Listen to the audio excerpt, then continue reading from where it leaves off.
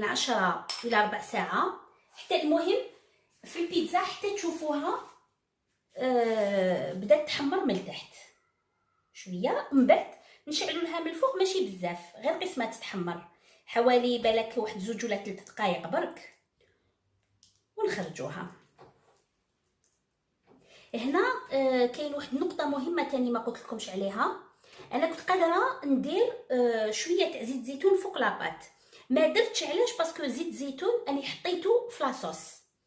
اذا كان نتوما رحيتو طوماطيش وما حطيتولهاش زيت زيتون، دو بريفيرونس كي تحلوا العجينه تاعكم حطوا فوقها شويه زيت، ومن بعد باش تحطوا لاصوص.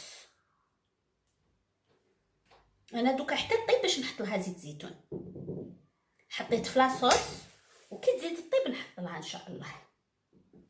اللي عنده تاني لي زونشوا